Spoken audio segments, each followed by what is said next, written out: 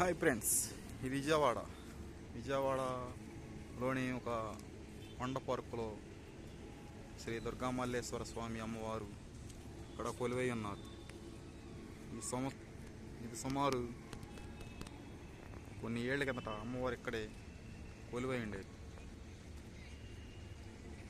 చూస్తానికి ఈ గుహల్లాగుండా ఒకప్పుడు ఇది చాలా డెవలప్లో ఉండేది.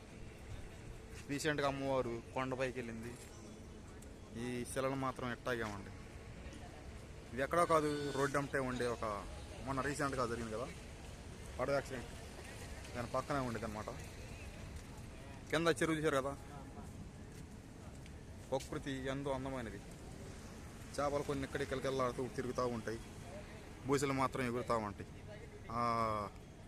గోపురాలు చూశారు కదా, 1 2 3 4 5 దూరాన అదిగో పాము చూడండి ఎలా చూస్తుందో.